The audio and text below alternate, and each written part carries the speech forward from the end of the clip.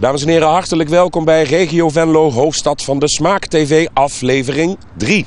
En normaal gesproken zou Vivienne hier staan, uw gastvrouw, maar zij was vandaag verhinderd, dus ik mag haar vervangen. En dat doe ik heel graag, want we zijn op een hele bijzondere plek in de gemeente Bezel. Hebt u natuurlijk al lang gezien, hè, want we staan hier voor de Draak, het Drakenrijk, Bezel. En er zijn een hoop ondernemers die hebben vandaag hier in Bezel hun deuren opengegooid. En dan kunnen we van alles gaan doen, gaan proeven, dingen gaan ondernemen. Dat ga ik niet alleen doen, dat ga ik doen met een hele bijzondere gids. Ik heb namelijk de burgemeester uitgenodigd, Petra Dassen. En laat er hier nou eens aankomen fietsen. Hallo? Je wilt toch niet zeggen, als ik je mag zeggen, dat we met deze tandem door de gemeente gaan? Het leek mij een uitstekend idee. Gaat dat wel goed komen? Ik heb de leiding, komt helemaal goed. Zoals een goede burgemeester dat ook hoort te doen. Waar gaan we als eerste naartoe? We gaan als eerste naar het Jacobshuis.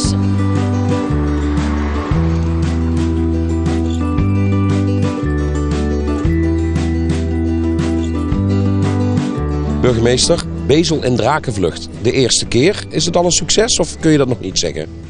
Ik zou zeggen, het is een succes. De zon schijnt, er zijn veel mensen op de been. En mensen genieten van de dingen die we te bieden hebben. Hoort het nou ook een beetje bij Regio Venlo, hoofdstad van de Smaak? Absoluut. Er zijn een heleboel dingen die met smaak, met proeven te maken hebben. En die zullen we vanmiddag gaan beleven. We're born with millions of little lights shining in the dark. And they show us the way. One lights up. Als je in Bezel bent moet je het natuurlijk ook over het draaksteken hebben. Naast mij Yvonne van Herten van het bestuur van het draaksteken. 2016 is de volgende. Hoe ver zijn jullie? We zijn zeker al begonnen. We hebben laatst een hele mooie try-out gehad op de Floriade. En we proberen eigenlijk het 7-jaarse gat wat ertussen zit. Tussen elke editie proberen we op te vullen met activiteiten. Om toch het draaksteken wat meer bekend te krijgen binnen Limburg. And they show us the way. One lights up every time you feel love in your heart. Oké, burgemeester. Volgende halte. Gelukkig, waar gaan we naartoe? We gaan naar de Locanda al Drago. Een bed and breakfast waar we volgens mij hele spannende dingen gaan beleven. Nou, jam proeven. En u gaat naar een waarzegster. Ja, remmen. Oh. Ja. We zijn er. We're born with millions of little lights shining in the dark. And they show us the way. Is lekker. Heerlijk. Wat proeft u? Abrikoes.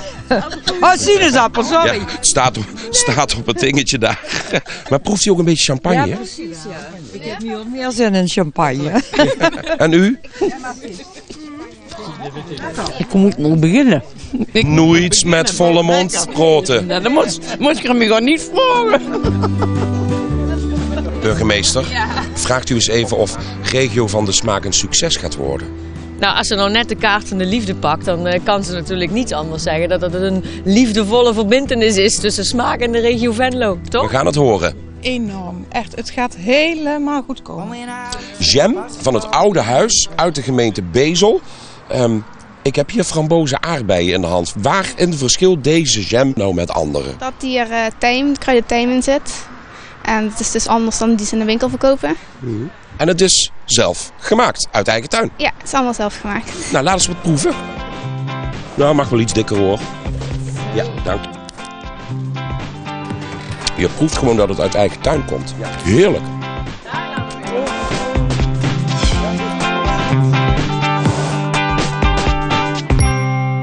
Even een uitstapje naar de smaakmaker. En dat is Jacques Nijskens deze keer. Van de historische Groentehof. Jacques, en ik zet nog geen stap binnen hier. Of ik krijg meteen een stuk appeltaart in de hand geduwd. Ja. Dat schijnt een verhaal te hebben.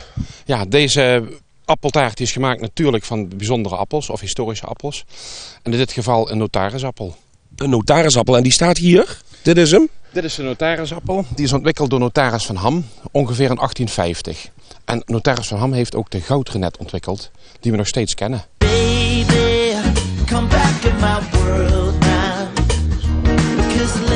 Ja, we lopen nu naar waar we worteltjes gezaaid hebben. We hebben oerwortel, Romeinse wortel, Limburgse gele wortel.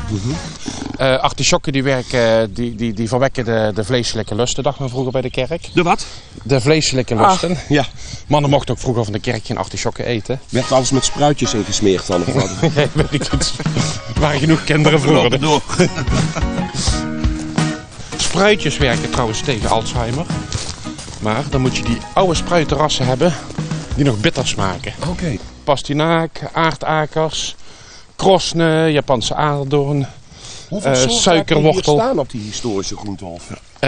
Groenten en fruit en kruiden, ongeveer 650 soorten. En dat onderhoud je allemaal zelf? Nee, dat doen we met een aantal vrijwilligers. We zijn hier een stichting, Stichting Vergeten Groenten. En er werken ongeveer 30 vrijwilligers.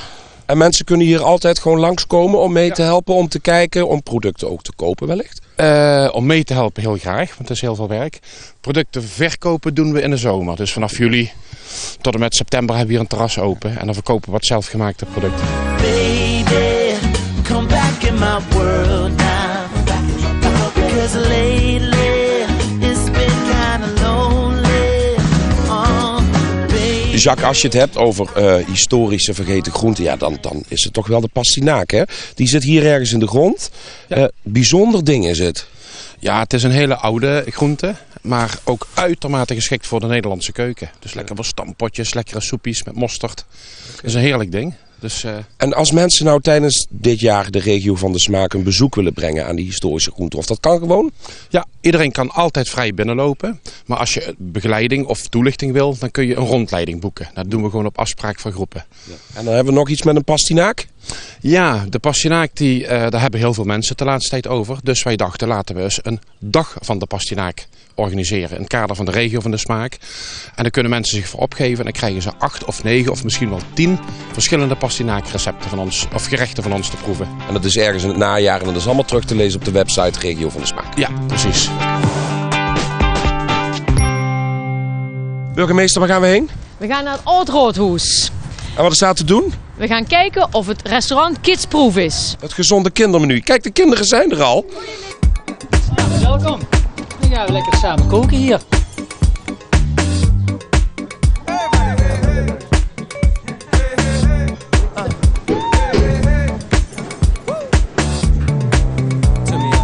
Piet Bonen, chef-kok van het Roodhoes. Wat zijn we aan het doen?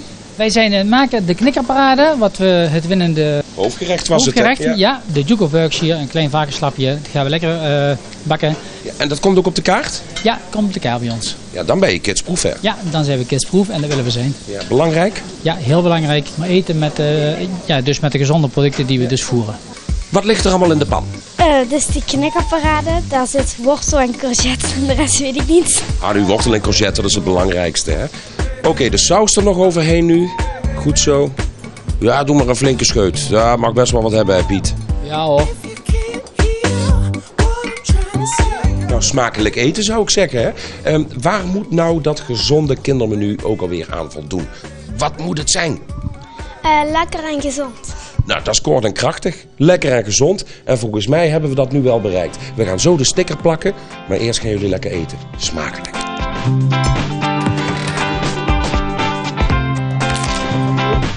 Gefeliciteerd met je kidsproof. Dankjewel.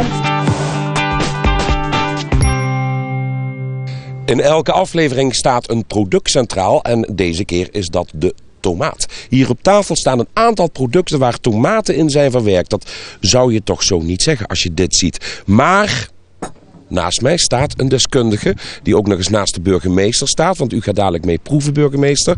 Ton Jansen, Venlonaar van het jaar geworden. Nog van harte gefeliciteerd daarmee. Jij weet alles over tomaten. Nu hebben we hier wat meegenomen. Burgemeester, neem een lepeltje. Ik heb hier een ijssorbetje met tomaten. Ik zou zeggen, proef eens.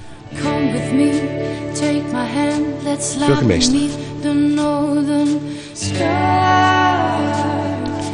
Zonder enige twijfel een tomatensorbet. Ja? Ja. Ton? Fris. Ja.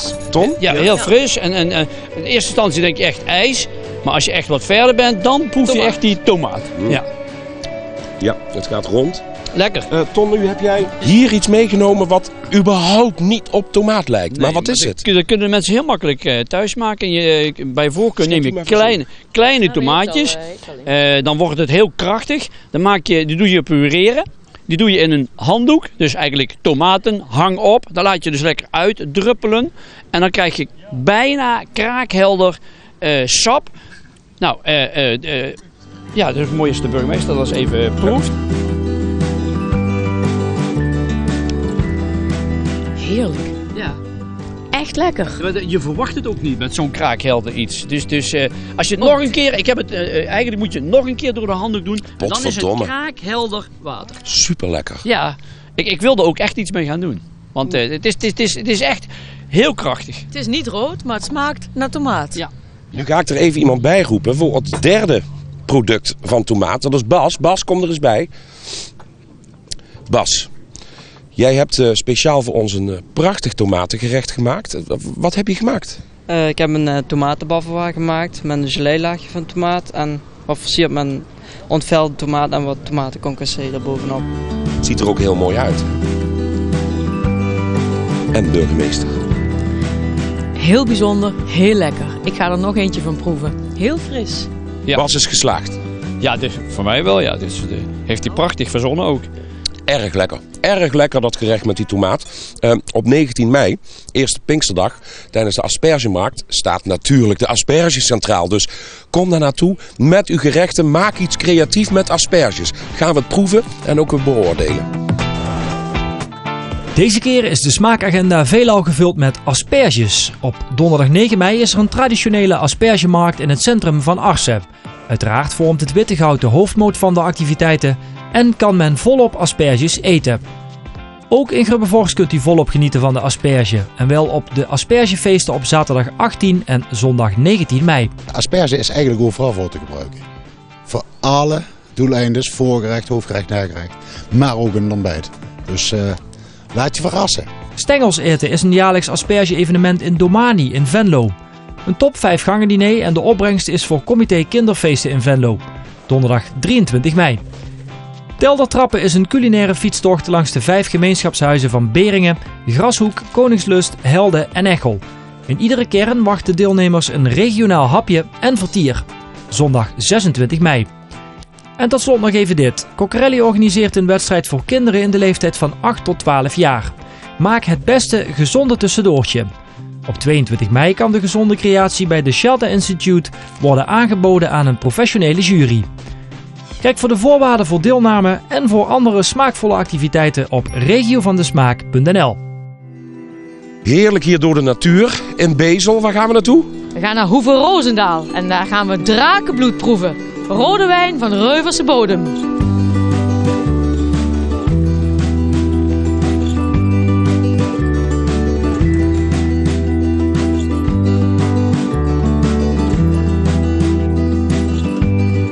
De Solaris heeft bijna geen het is meer mondvullend dan smaakgevend. En de smaak komt van de Johanniter. En het mondgevoel dat u heeft, dat hij meteen heel vol is in de mond, dat komt van de Solaris. En hoeveel flesjes wijn praten we dan? Je wil een fles per stok hebben. In vaktermen gesproken. Dat betekent dat je 1,5 kilo opbrengst moet hebben aan druiven. En dan hou je daar 1 liter tot 3/4 liter aan over. En dan maak je geen fles van. Je kunt er meer druiven aan laten komen. Maar dan worden dus niet allemaal rijp. En dan heb je gewoon geen goede wijn. En wij willen goede wijn hebben. En dat leren we allemaal hier op het wijnleerpad, hè? En mensen kunnen daar gewoon naartoe? Ja, die kunnen gewoon altijd als ze hier langskomen gewoon binnenlopen. En de pijlen volgen en lezen wat er te lezen is. Ja. Dan leer je alles over wijn maken. Het begint. Het is natuurlijk een prachtige plek om met een fles wijn lekker in die boomgaard daar onder een boom te gaan liggen.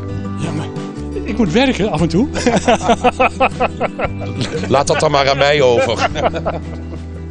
Het is eigenlijk een beetje te warm op dit terras voor drakenbloed. Nou, wijn maakt dat niet zoveel uit hoor. Bent u zo. In alle seizoenen, ja. Noblesse oblige. Dit is een mengsel van Regent en Cabertin. En Regent zorgt voor de bite, zeg maar voor de tannines die erin zitten. En de Cabertin zorgt nog voor het fruitigheid. Hij is heerlijk. Ja, ik vind hem ook heel heerlijk, ja. Ik zou zeggen, proef het zelf, dames en heren. Uit Reuver, een authentiek product. En ik denk dat het heel goed overkomt. En dat zonder dubbele tong.